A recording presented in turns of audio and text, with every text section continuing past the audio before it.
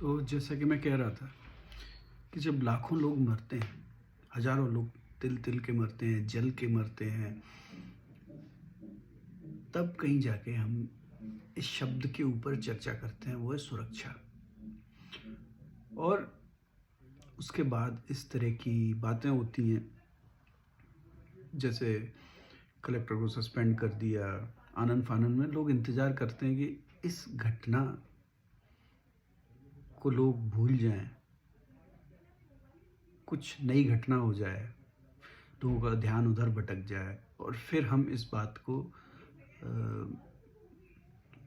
भुला दें कागज़ों में। तो मैं बस इतना चाहता हूँ, मेरा कोई मैं ये नहीं कह रहा हूँ कि ये बात किसी व्यक्ति विशेष के लिए बात कह रहा हूँ, मैं ये व्यवस्था की बात कह रहा हूँ कि आज इतने सालों में भी हम सुरक्षा को लेकर कितने संवेदनशील हैं। बस, खासकर जब बात सुरक्षा की होती है, फायर सेफ्टी की होती है, तो सेफ्टी को बिना सेफ्टी असेसमेंट के नहीं जज किया जा सकता, नहीं चेक किया जा सकता कि सेफ्टी असेसमेंट हुए कि नहीं हुए। अब हम बात करते हैं, अगर इनिशियली हमने सेफ्टी असेसमेंट किया है और उस सेफ्टी असेसमेंट के बेस पे ही हमने परमिशन दी है, तो वो सेफ्टी असेसमेंट को पब्लिश क्यों नहीं किया जाता? क्यों यहाँ पूरी बहस में, अखबारों में उस सेफ्टी असेसमेंट को पब्लिश किया जा रहा है?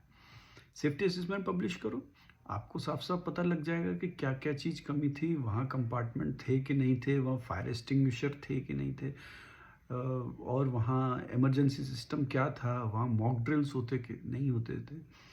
मैंने अब तक 1000 से ऊपर सेफ्टी असेसमेंट्स किए हैं और इंडिया के सेफ्टी असेसमेंट्स, इंडिया की कंपनीज़ के हज़ारों कंपनी के सेफ्टी असेसमेंट्स किए हैं। तो मैं इस बात को समझता हूँ कि यहाँ पर सबसे ज़्यादा जो चूक होती है, वो होती है कंटिन्यूअस मॉनिटरिंग पे। एक बार परमिशन ले ली, अब रेगुलर मॉनिटरिंग की ज़रूरत है, कब भी कोई चेंज होगा, कैपेसिटी बढ़ेगी या ट्रेनिंग की ज़रूरत है। दूसरा, परमिशन जो दे रहा है, उसको फायर सेफ्टी की असेसमेंट करना आती है, नहीं आती, उसको फायर सेफ्टी की कितनी नॉलेज है। ठीक है, एक बड़े अधिकारी को, आईएएस अधिकारी को आपने इसका इंचार्ज बता दिया, लेकिन क्या वह फायर सेफ्टी की फ़ाइल को रिव्यू कर सकता है? तो ये एक क्रिटिकल चीज़ है, बहुत इम्पोर्टेंट चीज़ है और इसको समझना चाहिए और सरकार फायर सेफ्टी असेसमेंट दिखाए।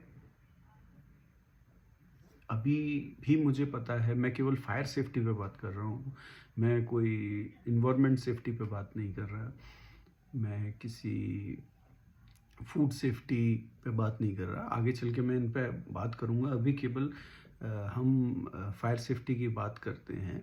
तो हमारे पास इतनी सारी चीज़ें सेफ्टी असेसमेंट से रिलेटेड हैं, जैसे कि जहाँ बहुत ज़्यादा भीड़ होती है, मंदिर हैं, धार्मिक स्थान हैं, मेले हैं, तो वहाँ भी एक कैपेसिटी के हिसाब से एक सेफ्टी असेसमेंट होना चाहिए और वो पब्लिक होना चाहिए।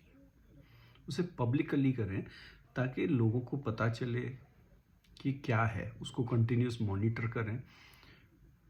तो ये सारी चीज़ें ना, अब इसको कर दिया सस्पेंड, उसको कर दिया और होती रहती हैं, पुल टूट जाता है।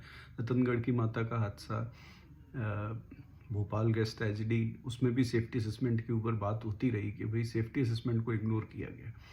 तो ऐसा है कि जाके देखना, करना, ये सब है ना, अब हो गया। अब आप प्लीज़ एक सेफ्टी असेसमेंट को पब्लिक करो, उसमें बात करो कि भाई क्या अधिकारी देखने गया, क्या एविडेंस उसे मिले, क्या उसने इस कंडीशन को पहले जज कर पाया था। फटाके की फैक्ट्री में फटाके तो फूटेंगे, विस्फोट ही सबसे बड़ा हज़ार्ड है, तो उसको आइडेंटिफाई किया कि नहीं किया।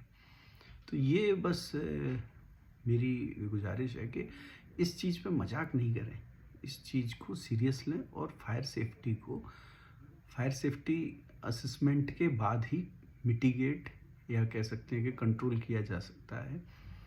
तो जनता की जान के साथ ऐसे मत खेलो भाई, परमिशंस के नाम पे आपने परमिशन कर दी, इतने सारे सारी चीज़ें थी वहाँ, और यही नहीं, आए दिन हादसे होते रहते हैं। आज अखबार देखो, आए दिन हो रहे हैं। तो बस हम इतना चाहते हैं कि वो असेसमेंट रिपोर्ट्स हैं ना, उनको आप पब्लिक करो और बताओ कि हुआ था कि नहीं हुआ था।